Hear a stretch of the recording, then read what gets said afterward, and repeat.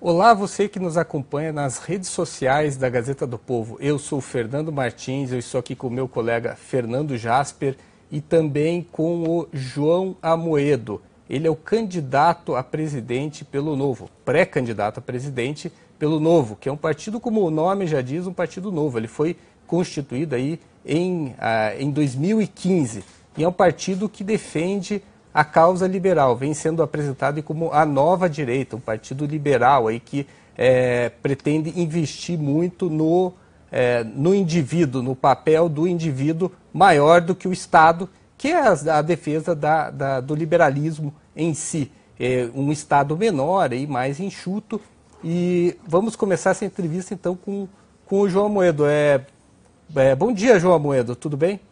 Tudo ótimo, bom dia. Bem, João, o Novo é um partido que vem defendendo justamente, como eu falei, a causa liberal. E o senhor está se apresentando aí para ser candidato a presidente da República. Como o papel do Estado e um Estado menor pode fazer o Brasil funcionar melhor? Qual é a ideia do Novo aí para consertar o Brasil, reduzindo o papel do Estado, diminuindo e enxugando o Estado? Perfeito. Eu acho que como você colocou bem, nós acreditamos que, na verdade, o indivíduo é que é o grande criador de riqueza, né? E ninguém melhor do que ele próprio para cuidar da sua vida.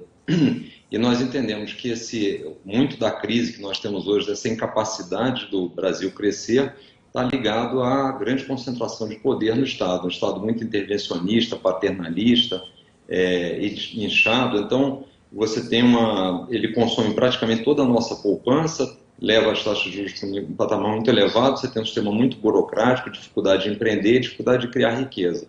Então, para reverter esse cenário, a gente poder ter uma nação que prospere, que cresça, onde a gente possa efetivamente combater a pobreza, nós entendemos que a gente precisa devolver poder ao cidadão, né? E essa devolução de poder passa pela redução das áreas de atuação do Estado, até para que ele possa ser mais eficiente nas áreas onde ele deveria estar, como, por exemplo, a segurança, que é um aspecto crítico hoje no Brasil. Então, algumas medidas muito práticas, né? A primeira delas, nós entendemos que o Estado não deveria ser gestor de empresas. Então, ele não deveria estar administrando empresas de petróleo, correio, fazendo administrando postos de gasolina, então coisas desse tipo, instituições financeiras. Então, o Novo defende, por exemplo, que todas as empresas estatais venham a ser privatizadas, né? Esse é o primeiro ponto. Segundo ponto que nós julgamos importante também é que, como mau gestor, o Estado também não deveria gerenciar a nossa poupança. Então, a gente está vendo isso, particularmente aí, o gerenciamento do fundo de garantia, que é feito todo pelo governo e remunerando o trabalhador com taxas aí abaixo da poupança. A própria Previdência é um problema, porque também é gerenciada pelo Estado. Então, a poupança do cidadão deveria ser gerenciada ou por ele próprio, com a opção de usar a iniciativa privada e não o Estado. E um terceiro ponto, que eu acho que é muito importante, até pelo caráter de exemplo, é a redução de privilégios e mordomias no Estado, né? A gente vê um Congresso, por exemplo, que custa 28 milhões de reais por mês, né, com uma série de benefícios, e aí fica difícil quando você se propõe a cortar custos se você não dá o exemplo, né? Então, acho que essas seriam algumas ideias iniciais para a gente realmente ir reduzindo a carga tributária. E eu acho que uma coisa muito importante que nós pregamos é que os estados e municípios tenham maior poder, que de fato a gente passe a ser um estado federalista, né? Uma nação federalista com devolução de poder para os estados e municípios, que hoje é muito concentrado em Brasília. Amoedo, bom dia. Aqui é o outro Fernando Jasper, agora quem faz uma pergunta. Você mencionou agora há pouco a questão da Previdência, né? O governo apresentou há pouco aí uma versão um pouco mais enxuta da reforma. Eu queria saber primeiro se você concorda com essa reforma como está, ou se o Novo no poder proporia uma reforma diferente, né? Você até mencionou, porque nessa reforma o Estado continuaria administrando a Previdência, enfim. Gostaria de saber se vocês têm uma proposta alternativa e o que significa eventualmente assumir a presidência em 2019 sem que seja feita nenhuma reforma neste momento. É uma bomba que deve cair no colo do próximo presidente, né? Perfeito, Fernando. Na verdade é o seguinte, nós entendemos que alguma reforma tem que ser feita na Previdência, mesmo que não seja a reforma ideal. Quer dizer, estamos falando esse ano de um rombo próximo aí de 180 bilhões de reais e projetado um pouco mais de 200 para o próximo ano. Então, quer dizer, as contas públicas não ficam de pé e vão comprometer seriamente as outras públicas e principalmente investimentos que o Brasil não consegue mais fazer. Então, alguma coisa tem que ser feita e assim, mesmo não sendo ideal, a gente deveria aprovar essa que está aí. O que acho que nós, 3 pontos que acho que poderiam ser melhorados já de imediato na que está sendo proposta.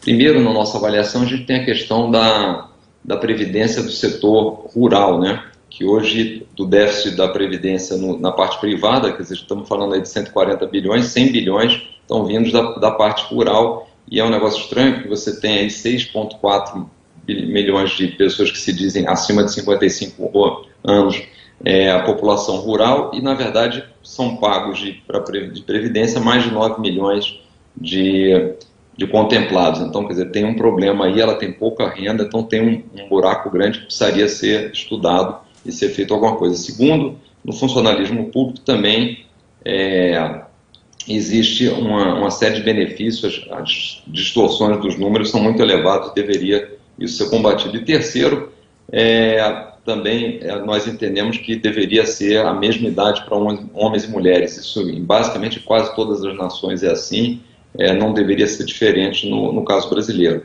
E mais um ponto que acho que vale a pena, alguns já têm levantado essa ideia, de se tornar também, da gente poder caminhar para um sistema de capitalização, usando os próprios recursos do fundo de garantia para fazer frente também a esse sistema, né, onde cada um teria a sua conta e foi um sistema de capitalização que, no nosso sentido, na nossa avaliação, faz mais sentido. Agora, é claro que essas mudanças têm que ser graduais, mas precisam ser feitas porque as contas não estão fechando com todo o envelhecimento da população brasileira e o percentual que a gente paga hoje do PIB é incompatível com a faixa etária da nossa população. Agora, indo no segundo aspecto, realmente, se nada vier a ser feito, e existe essa possibilidade, né, mesmo essa reforma já mais simples e com alguns cortes está sendo difícil de ser aprovada, quem assumir terá que lidar com isso de imediato. E eu acho que o importante é, durante a campanha, os candidatos deixarem explícito quais são as suas ideias sobre esse ponto. Então, no caso do Novo, por exemplo, a gente já se posicionou que isso é importante. Eu acho que a gente não pode enganar a população e tem que explicar que, na verdade, a reforma da Previdência vai privilegiar grande parte das pessoas, porque, caso contrário, a gente condena o país e a grande parte da população a uma taxa de juros muito elevada para bancar esse rombo e deixa uma conta impagável para as próximas gerações, né? Então, acho que essa visão tem que estar muito clara, muito transparente, tem que ser apresentada na campanha para que quem assuma lide imediatamente e consiga aprovar algumas mudanças relevantes no processo. João Amoedo, a reforma da Previdência, ela tem uma forte rejeição na população. Como o Novo pretende explicar isso? E outros pontos, por exemplo, a questão das privatizações, também tem uma parcela da população que é refratária a esse tipo de ideia.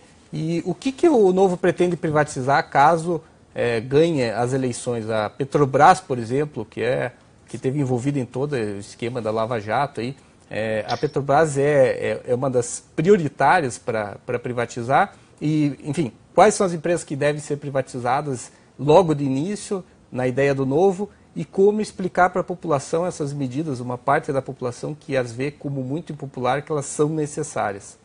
Perfeito. Eu acho que a questão da venda da Previdência, do conceito, a primeira coisa que a gente tem que explicar é o fim, né? Quer dizer, na verdade, a reforma da Previdência é um meio para que a gente tenha as contas do governo equilibradas e possa prover uma educação básica razoável, possa ter segurança e possa principalmente baixar as taxas de juros, que no fundo essa taxa de juros elevada do Brasil é um grande concentrador de renda e impede que as pessoas empreendam, montem seus negócios. Então, o que a gente tem que mostrar, primeiro, que a reforma, na verdade, ela não é um fim em si mesma, ela é um meio para que a gente possa ter um Estado saudável que consiga realmente entregar os serviços essenciais e possa ter um ambiente propício à geração de emprego, à geração de riqueza. e que, na verdade, o que as pessoas não estão perdendo seus benefícios, estamos reduzindo o privilégio que existem e onde a conta não fecha. No caso da privatização, a minha percepção é que tem havido uma evolução muito grande da população no entendimento em relação ao mal que tem sido empresas públicas. Na verdade, nós não temos serviços melhores, nem preços mais competitivos, porque as empresas são tocadas pelo governo. Isso não acontece na área do correio, isso não acontece nos bancos, nem mesmo na parte de distribuição de petróleo.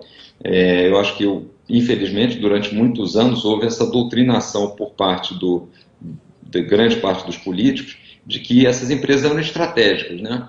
E que era muito importante o patrimônio brasileiro e houve toda essa venda, o que, no meu entender, não é verdade. Isso aí no fundo, eu tenho dito isso é estratégico para os políticos, que usam essas empresas, na verdade, para se perpetuar no poder. Isso ficou muito claro agora no caso da Petrobras. Estamos vendo o Correio aí com uma série de dificuldades, sem falar nos fundos de pensão dessas empresas que são envolvidas. Estão envolvidos em escândalos, as contas também não fecham, constantemente os funcionários estão sendo chamados e o próprio governo a aportar recursos para viabilizar isso. Então, eu acho que a população está começando a entender, boa parte dela já entendeu a necessidade do Estado sair disso. E o que a gente vai mostrar é que para o consumidor, o que é importante é ter um produto a preços competitivos, com boa oferta, boa qualidade, e não necessariamente que essa empresa seja estatal. Obviamente que o processo de privatização não pode transformar um monopólio público num monopólio privado. Então tem que ser bem pensado como fazer isso. E quanto a que empresas privatizar, nós particularmente achamos que o Estado não tem que ter nenhuma empresa. Então somos favoráveis à privatização do Banco do Brasil, à privatização da Caixa, à privatização da Petrobras. Agora vamos ter que pensar ainda num programa onde a gente priorize e faça principalmente a modelagem de como isso vai ser feito, né? Mas nós não teríamos nenhum problema com a privatização mesmo dessas empresas consideradas mais ícones aí, porque nós entendemos que para o consumidor, para o cidadão em si, será muito benéfico, até porque tem uma questão de liberdade que a gente também gosta de explicitar, que é o seguinte: hoje todos nós, querendo ou não, somos sócios de um banco, somos sócios de uma empresa de petróleo, somos sócios de um correio, e ninguém perguntou ao cidadão se ele gostaria de ser sócio dessas empresas ou se eventualmente o patrimônio dele, que está refletido aí através dos impostos que ele pagou com o patrimônio dessas empresas, não pudesse ser utilizado em outras coisas, né? Amoedo, você mencionou aí agora há pouco a questão da segurança pública, né, como uma das funções essenciais do Estado, que devem ser mantidas aí na mão do Estado. Agora, enquanto em algumas áreas, como a da Previdência, existe um diagnóstico mais ou menos claro do problema, embora alguns neguem isso, né, mas para a maioria sabe-se qual é o problema e mais ou menos sabe-se como enfrentá-lo, para a segurança pública isso não parece tão claro. E eu gostaria de saber quais são as ideias do Novo, quais são as suas ideias para resolver o problema ou para pelo menos encaminhar a solução do problema da segurança pública no Brasil. Perfeito, eu acho que você colocou bem, Fernando. Na verdade, para a segurança pública não há uma clareza assim das medidas e, no meu entendimento, no fundo, nós temos problema em todas as etapas do processo, né?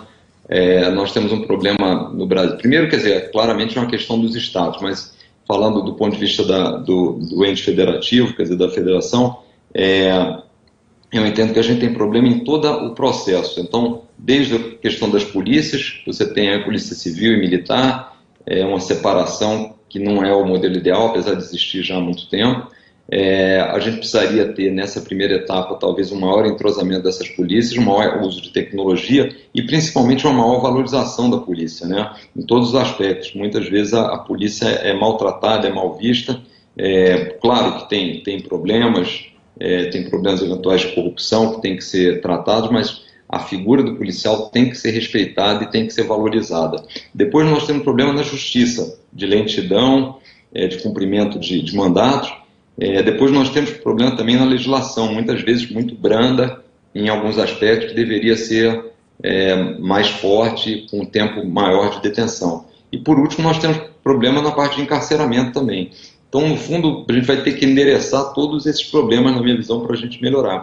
E eu acredito que a gente possa ter uma parceria maior do ente federativo com os estados. A gente está vendo no caso do Rio, por exemplo, muitas das coisas estão vindo aí, muitos dos problemas passa pela fronteira, para entrada de drogas, entrada de armamento mais pesado. Então, acho que tem que ser feito um trabalho onde o governo federal participe mais ativamente dos estados, especialmente aqueles que estão mais críticos.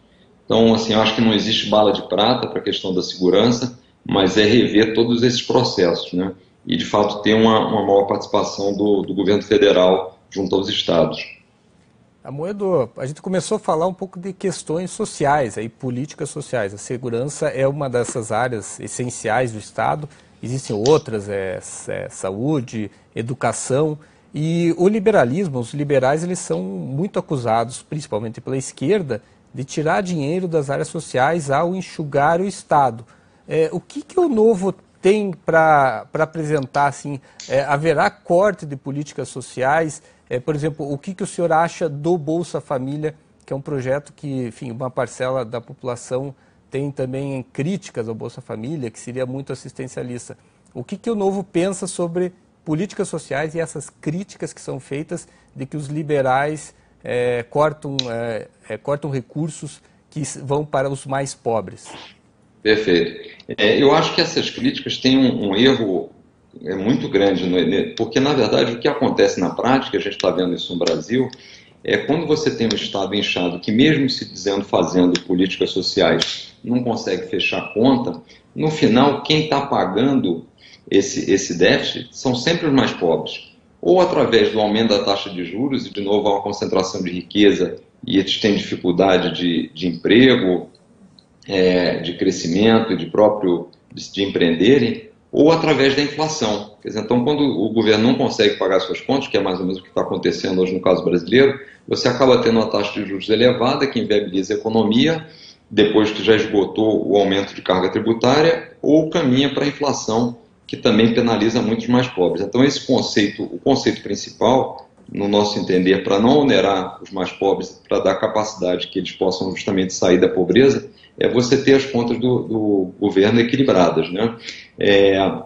Eu acho que um aspecto importante que tem que ser feito é o aumento da produtividade, e isso vem com a educação. Só com a educação básica de qualidade, para que as pessoas possam ter oportunidade, é que de fato você consegue tirar as pessoas efetivamente da pobreza.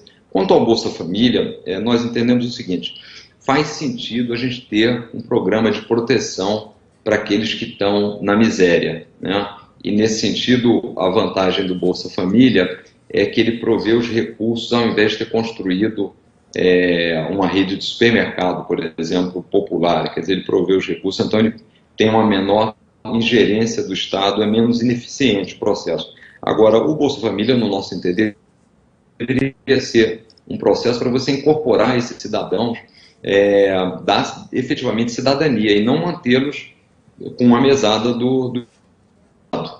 Então, ele deveria estar junto com algum programa de capacitação e onde a gente medisse justamente o desempenho do Bolsa Família pela quantidade de pessoas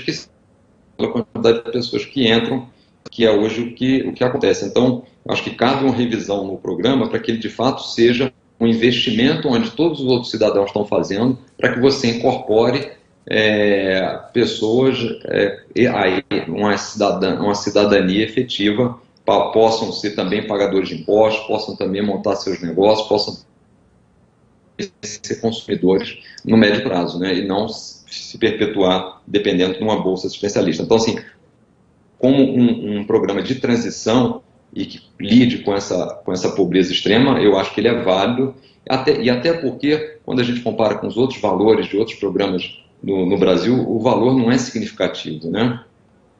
Amoedo, voltando um pouquinho para o tema da segurança pública, porque eu estou acompanhando também os comentários que os leitores da Gazeta do Povo que nos acompanham estão fazendo, né? Um deles, o Domingos dos Santos, gostaria de saber a sua posição a respeito do Estatuto do Desarmamento, que alguns candidatos gostariam de revogar, enfim. O que você pensa a respeito do Estatuto?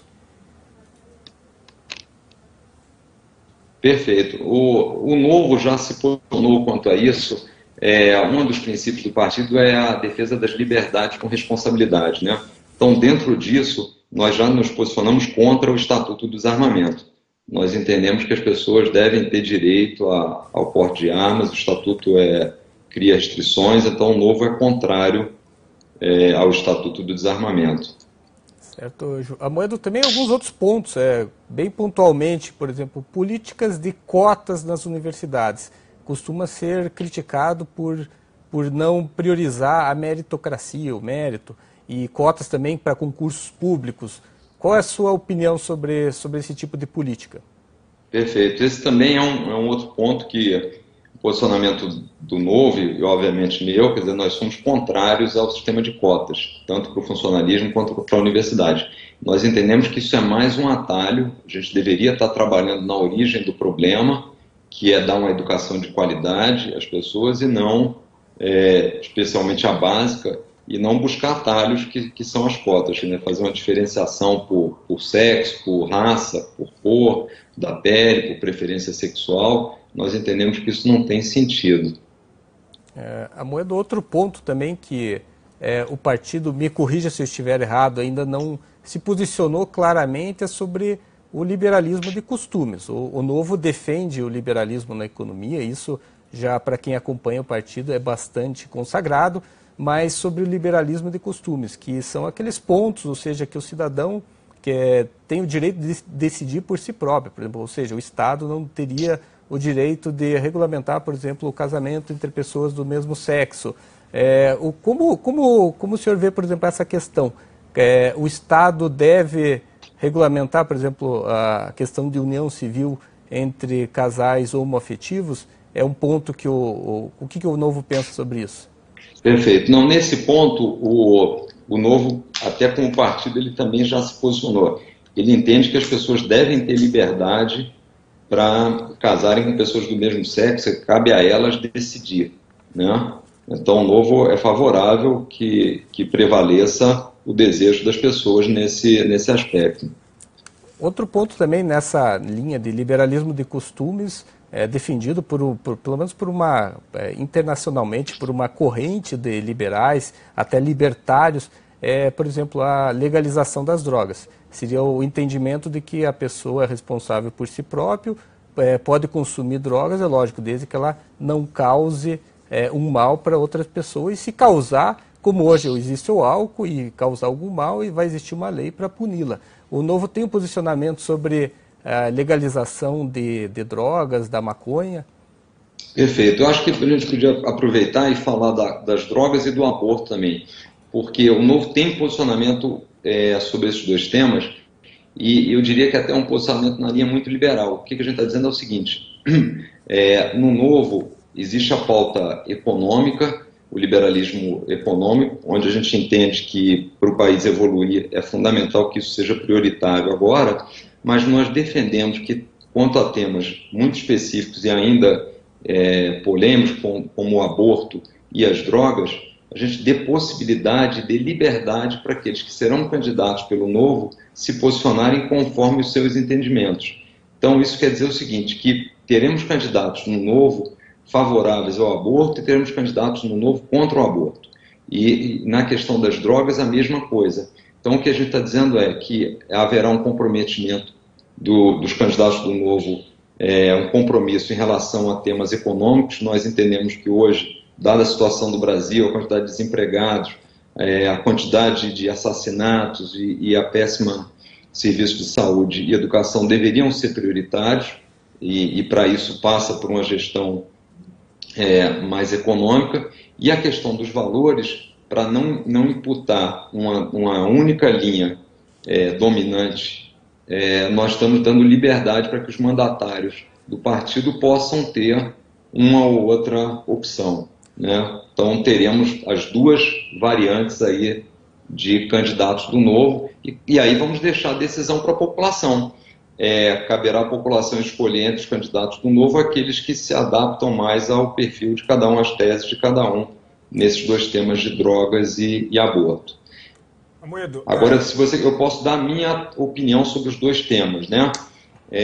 A minha opinião pessoal em relação ao aborto, até já me posicionei sobre isso. Eu acho que as mulheres deveriam ter a liberdade de abortar dentro daquilo que está previsto em lei, né, dos casos de estupro dentro do risco para a mulher. Então, eu manteria a legislação como está. No caso das drogas, certamente o combate às drogas, como é feito, não funciona, então ele precisa ser revisto, mas eu entendo que isso não deveria ser uma prioridade no momento. Eu não alteraria, é óbvio, quer dizer, isso teria que vir do Congresso, isso não é a função do presidente, então seria uma coisa do Legislativo, mas eu acho que nós deveríamos, no primeiro momento, não trazer uma variável nova, mas atuar nos pontos que hoje são mais consenso e já existe um diagnóstico mais claro de quais são as ações a serem feitas. E deixaria a droga, uma mexida na legislação da droga, para um segundo momento. Amoedo, teve um presidenciável muito conhecido, enfim, né, foi apontado como presidenciável, que já anunciou que não vai concorrer, que é o apresentador Luciano Huck. Ele conversou com vocês, como é que foram essas conversas? Ele chegou mesmo a ser cotado aí para concorrer pelo Novo à presidência da República? Perfeito. Não, apesar de terem saído alguns comentários na imprensa e tudo isso, ele nunca chegou a ser cogitado para sair candidato pelo Novo. Nós tivemos aí cerca de umas 3 conversas, há um bom tempo atrás. Basicamente, as primeiras conversas foram fazendo uma apresentação do partido, o que era o projeto, quais são as nossas ideias, por que a gente começou a fazer o Novo, e depois umas 2 outras conversas subsequentes, mais sobre o cenário brasileiro, o cenário político, as expectativas para 2018, mas nunca houve por parte do Novo um convite para que o Luciano viesse a ser candidato. Realmente foram conversas mais sobre o partido, sobre a situação brasileira em geral. Agora, o apoio dele seria bem-vindo, por exemplo, sendo ele seria bem-vindo o apoio do Luciano Huck à sua candidatura, por exemplo? Olha, o apoio é sempre bem-vindo, quer dizer, até porque o que vai direcionar, vamos dizer, as nossas propostas, a nossa atuação são os nossos valores, quer dizer, nós não vamos mudar o que nós pensamos, o que nós pretendemos fazer, o que nós iremos propor pelos apoios que nós recebemos, nem por qualquer tipo de financiamento de pessoa física. Isso não vai interferir na forma como a gente vai direcionar as nossas propostas. Então, o apoio de pessoas conhecidas, de pessoas sérias, é sempre bem-vindo. Não temos nenhuma restrição, muito pelo contrário. Vocês também conversaram com nomes como João Dória, Bernardinho. O que você tem a dizer a respeito dessas conversas? Foram produtivas? Chegaram a algum termo? Perfeito. Acho que assim, os dois casos são bastante distintos. Quer dizer, eu particularmente tive uma conversa com o João Dória muito inicial, lá antes das prévias para a Prefeitura de São Paulo, então tem muito tempo, onde na verdade a gente foi contar um pouco do que era o Novo, do projeto, ele teve interesse em conhecer, e naquele momento ele estava comentando também a disposição dele de participar então das prévias, de candidatar a prefeito. Então foi uma conversa muito lá atrás e posteriormente não houve nenhum outro contato, nenhuma outra conversa, nem nenhuma, na verdade, sondagem sobre qualquer tipo de candidatura. Quanto ao Bernardinho, a conversa tem sido bastante, aí já é um caso bastante diferente. Nós conversamos com o Bernardo já desde 2014, já em 2014 ele participou de alguns eventos do Novo, fez apresentações, teve uma aproximação com o partido. No início de 2016 ele se filiou ao Novo, então há mais de 1 ano e meio aí que ele é filiado ao partido, e a gente tem conversado com ele, realmente isso é público, com a ideia de que a gente gostaria de tê-lo como candidato a governador lá do Rio de Janeiro. E ele está fazendo uma avaliação do processo, da ideia, acho que está animado com a ideia, mas sabe que é um desafio grande, e especialmente do ponto de vista pessoal, né, de família e tudo. Então ele está fazendo essa consideração e esse balanço aí para tomar uma decisão final. Amoedo, o nome dele chegou a ser discutido também para o cargo que o senhor vai disputar, a presidência da República?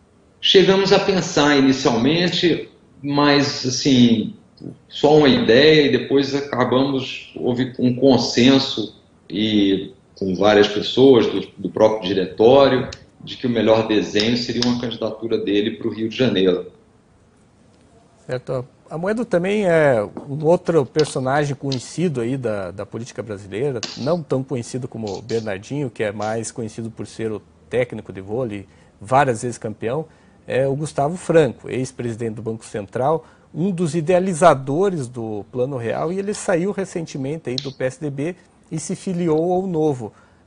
O Gustavo Franco vai ter um papel na sua campanha, presidente? Qual seria esse papel? Perfeito. Não, o Gustavo realmente foi, acho que é uma grande conquista para o Novo. Inicialmente, assumiu, agora a gente está em fase de montagem, mas já com muita coisa, com algumas ideias já no papel, quer dizer, ele assumiu o comando da fundação do Novo, então ele vai nos ajudar a fazer um acervo realmente de ideias e programas utilizando a fundação e com a participação de outros voluntários e apoiadores do Novo, então ele vai centralizar esse processo.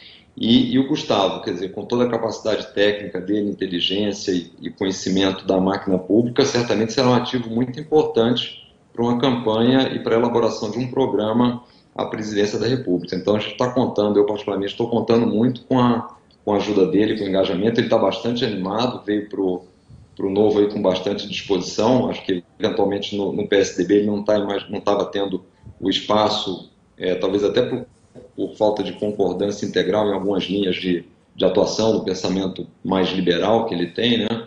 E acho que não encontrava o respaldo tão grande no PSDB. Então deu para notar que ele no Novo está com um engajamento e muito animado, assim, com muita vontade de produzir e ajudar, e será uma contribuição excepcional para o Novo. Amoedo, sobre a campanha, né, um ingrediente muito importante aí em qualquer disputa presidencial é o tempo de televisão, né? E o Partido Novo deve ter pouquíssimo tempo, né? Algo em torno de 10, 12 segundos, mais ou menos, não sei se vocês têm a conta aí. Como é que o partido faz para se apresentar ao eleitor, tendo ideias que até hoje, pelo menos, não são tão bem aceitas pela maior parte da população, né? A questão do Estado mínimo, por exemplo. Como é que faz para ser um candidato viável nessas circunstâncias com tão pouco tempo de TV? Perfeito. Eu acho que tem algumas coisas interessantes nesse aspecto. Realmente o nosso tempo de televisão deve girar em torno de 10 segundos mesmo, mas vai depender no final de quantos candidatos sairão para a presidência, mas não deve ser muito diferente disso. Então a televisão nesse aspecto vai contribuir muito pouco. A aposta que nós estamos fazendo, e já foi assim lá em 2016, na verdade é uma utilização muito forte das mídias sociais e principalmente de eventos do Novo, a participação de voluntários do Novo pelo Brasil. Estava comentando, a gente esse ano já fez praticamente 900 eventos do Novo e pelo Brasil todo, foram mais de 200 cidades, e a gente vai ter que aumentar isso muito para 2018. E esses eventos são basicamente a apresentação das ideias do partido, né, da proposta do partido. Então vai ser isso, vai ser sola de sapato, eventos e as mídias sociais para compensar o pouco tempo de televisão. Por outro lado, eu acho que tem dois aspectos positivos do Novo, né? Porque existe hoje uma demanda por renovação muito grande na política. Então, as pessoas querem coisa diferente, querem coisa nova, querem nomes novos, querem atitudes novas e querem propostas novas. E quanto ao aspecto do liberalismo, é interessante porque, apesar de durante muito tempo ter-se essa ideia de que não é bem aceito, o que a gente está vendo hoje são candidatos que estão, inclusive, despontando nas pesquisas, como o Bolsonaro, por exemplo, e a pauta está sendo basicamente a defesa do liberalismo. Então, mesmo pessoas que durante muitos anos, durante todos os mandatos, não defenderam isso, entenderam que hoje essa é uma pauta demandada pela população e estão entrando em campo, se dizendo liberais e defendendo essa pauta. Então, eu diria que o Novo terá ajuda nesse processo de disseminação, porque as ideias já chegaram, as pessoas já estão com essa percepção de que o Estado, do jeito que está, mais atrapalha do que ajuda, né? Então, eu sou otimista nesse aspecto. Eu acho que contaremos com outros parceiros,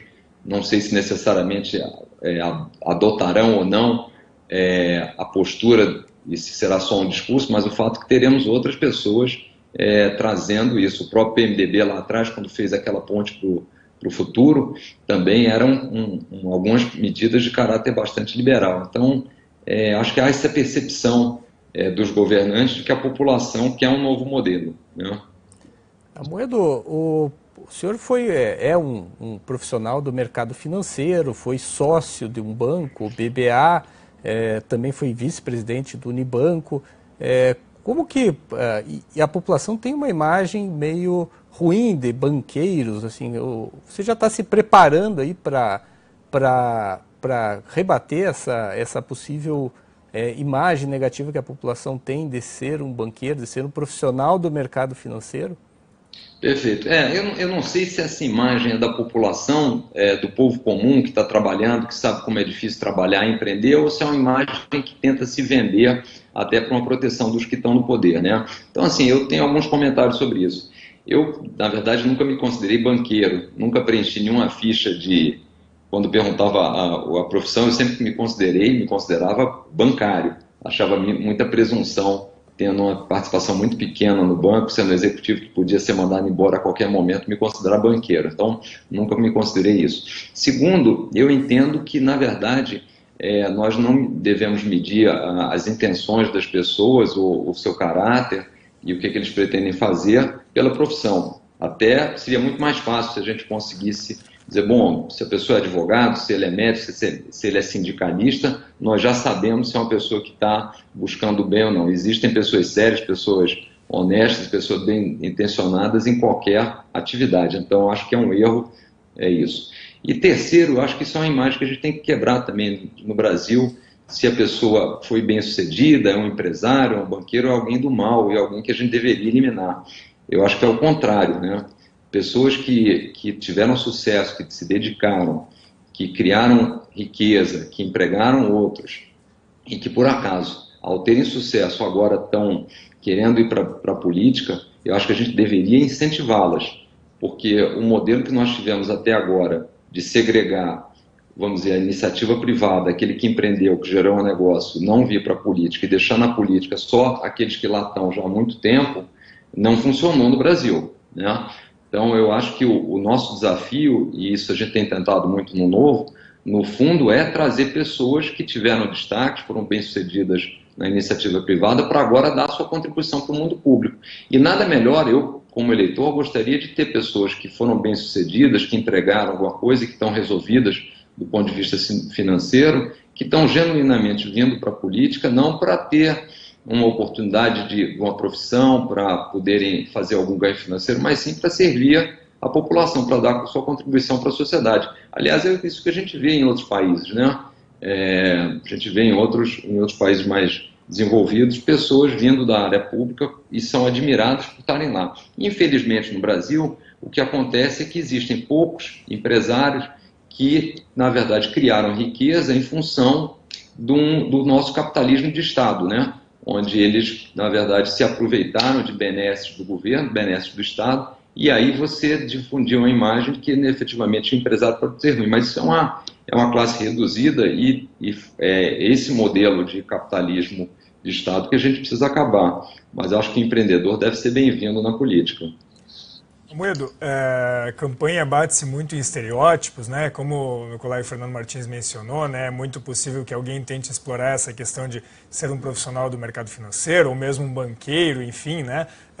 Até para que os eleitores possam te conhecer um pouco melhor, né? Eu queria que você resumisse um pouco quem que é o João Amoedo, como é que é a sua família, quais são os seus gostos. Por exemplo, você é atleta de Ironman, né? Não sei se todo mundo sabe disso. Perfeito, Fernando. Na verdade é o seguinte, meu pai é de Belém do Pará, minha mãe é de Natal, do Rio Grande do Norte, os dois foram morar no Rio, se conheceram lá, eu sou o filho mais velho, tenho duas irmãs, estudei no Rio sempre, e depois eu fiz faculdade, eu fazia engenharia na parte da manhã e fazia administração de noite, fazia estágio durante a tarde, e sempre pensei em trabalhar em engenharia, né? Fiz cálculo estrutural. Eu tenho uns tios que têm empresa de engenharia, tinham, né, no Nordeste, Natal. Eu inicialmente pensava em ir trabalhar com eles lá, e aí por conta de um amigo, eu corria já desde cedo, tinha um amigo que corria, que trabalhava no Citibank, e me chamou para fazer estágio, participar de um programa de trainee. E eu primeiro era muito reticente, falava que não queria trabalhar em banco, mas o fato é que acabei indo participar desse programa de trainee, fiquei 3 anos no Citibank, depois fui chamado para um banco que estava começando, era o BBA, aqui em São Paulo. O banco na época tinha 20 funcionários, eu tinha 25 anos, achei que deveria tentar, era uma boa aposta. Vim para cá como gerente, fui subindo no banco, virei diretor regional, depois diretor executivo, depois adquiri uma pequena participação do banco, depois nós compramos uma financeira e eu fui cuidar da financeira, e no final, lá em 2002, o Itaú veio e comprou tudo, comprou o banco, comprou a financeira, e eu tinha uma participação na financeira, vendi, depois fui trabalhar no Unibanco, fiquei lá um ano na parte executiva e acabei indo para o conselho. E aí foi justamente quando eu estava no conselho em 2008 que veio essa ideia de fazer alguma coisa para melhorar a vida das pessoas. E aí acabamos concluindo essa ideia de montar um partido político, né? Bom, eu sou casado já há um bom tempo, tenho 3 filhas, já adolescentes, um é engenheiro, outro é médico e outro está fazendo arquitetura. E eu sempre gostei de esporte, desde os 18, 19 anos de idade. Gostava do esporte de resistência, comecei correndo maratona e acabei fazendo aí 6 Ironmans, que é uma prova aí de mais ou menos 11, 12 horas, onde você é testado na resistência o tempo todo. E eu acho que é um bom treinamento para essa questão de candidaturas aí, de prioridade, objetivo de organização. Eu continuo a fazer esporte, não na mesma intensidade que eu fiz no passado, mas sempre gostei muito de fazer esporte, né? Bem, Amoedo, a gente gostaria de agradecer a entrevista aqui pela Gazeta do Povo obrigado ao Fernando Jasper. Nós estamos acompanhando aí todas as movimentações pré-eleitorais, aí vamos continuar acompanhando durante toda a eleição, durante todo o ano que vem, e com esse espaço sempre aberto para discussão de ideias e para que os pré-candidatos falem e exponham suas ideias. E hoje nós estivemos aqui com o pré-candidato do Novo à presidência da República, João Amoedo. Eu agradeço a todos, obrigado e até mais. Obrigado, Fernando. Foi um prazer aí, aos 2 Fernandos aí.